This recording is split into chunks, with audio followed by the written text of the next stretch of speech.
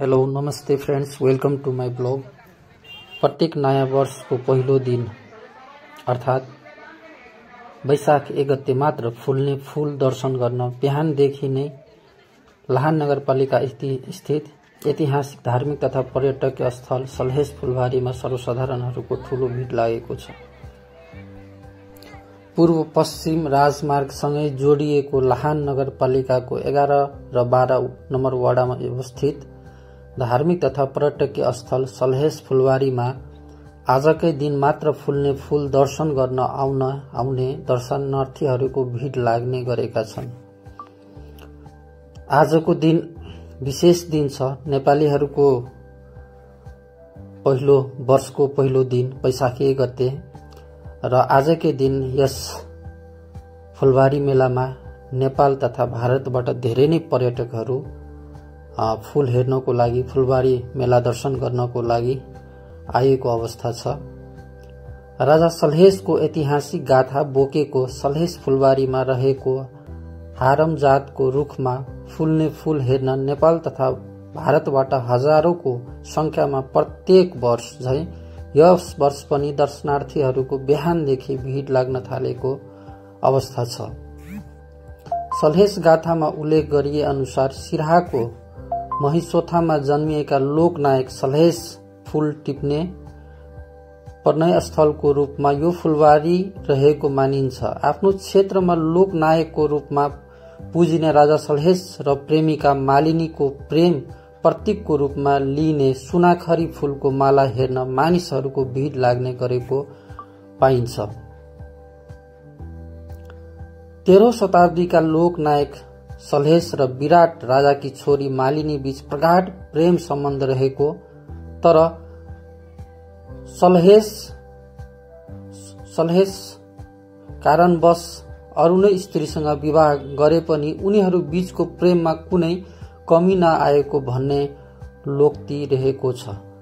सोही प्रेमको प्रतीकको रूपमा वैशाख 1 सुनाखरी फूल फुल्ने जनविश्वास रहेको छ र 13औं शताब्दीका लोकनायक भएकोले सलहेसको पूजा अर्चना गर्नाले मनोकांक्षा, सन्तान प्राप्ति, चर्मरोग, कुष्ठ रोग लगायतका रोग व्याधि हरण हुने जनविश्वास समेत रहेको पाइन्छ। फुलबारी भित्र दुर्लभ जातिका जडीबुटीहरू समेत तपाई हामीले हेर्न सक्छौं, पाउन सक्छौं।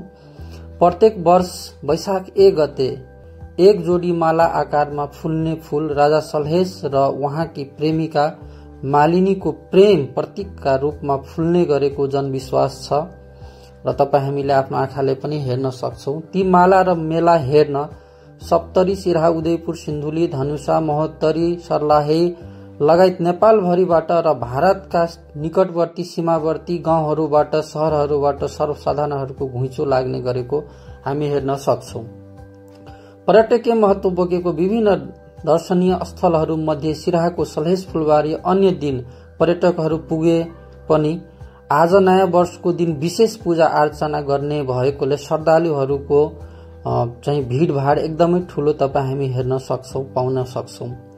हरेक वर्षको चैत मसान्त र वैशाख संक्रान्तिका बेला 2 दिन मात्र फुलेर मालाको आकार ग्रहण गर्ने सलहेसको सुगन्धका लागि निकै मानिस भेला हुन्छन् र ठूलो मेला पौराणिक कालदेखि नै लाग्दै आइरहेको छ। सलहेस फुलबारी मेला व्यवस्थित गर्नको लागि अरू वर्षहरू भन्दा यो वर्ष तपाईले अलि फरक पाउनुहुन्छ। भित्रमा चाहिँ तपाईको पसलहरू नराख्ने र दर्शनार्थीहरूको सहजताको लागि विभिन्न पानीदेखि लिएर विभिन्न चीजहरूको सेवा सुविधाहरू तपाई हामीले पाउन सक्छौं यसपालि। र बाहिरतिर तपाईले हेर्न सक्नुहुन्छ कि विभिन्न स्टलहरू, खानाहरू, नास्ताहरू, चियाहरू, मेलामा जे हुन्छ घुम्ने फिर्ने ठाउँहरू सबै तपाई हामीले हेर्न सक्छौं, पाउन सक्छौं।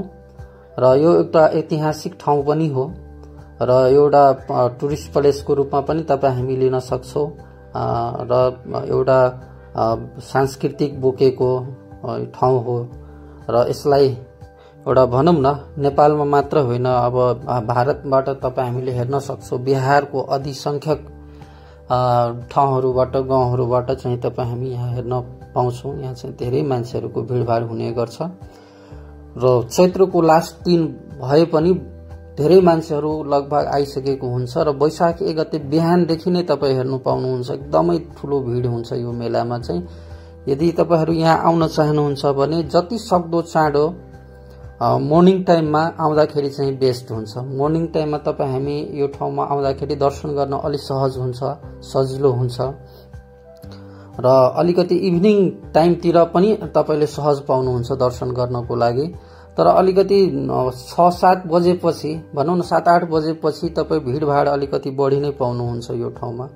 अब यो ठाउँ आउनको लागि खासै समस्या छैन, तपाईँ हामी इजिली रूपमा यो ठाउँमा पुग्न सक्छौं किनभने हाम्रो हाइवे छ जुन इस्ट वेस्ट हाइवेबाट हामीले ठ्याक्कै हामीले दक्षिणतिर हेर्छौं भने हामी फुलबारी मेला चाहिँ हेर्न सक्छौं। फुलबारी एउटा ठूलो फुलबारी भएको ठाउँ पाउनुहुन्छ, लगभग धेरै नै एकडमा छ यो फुलबारी चाहिँ तपाईको तपाईँ हामी पाउन सक्छौं। लाहान बजार चोकबाट तपाईँ निस्किनु भयो भने लगभग 4 किलोमिटर को हाराहारीमा तपाईँ हामी यो ठाउँमा पुग्न सक्छौं र यहाँ चाहिँ मत्स्य फारम छ अनि तपाईको भोटिया टोल चोक भन्ने ठाउँ पनि छ।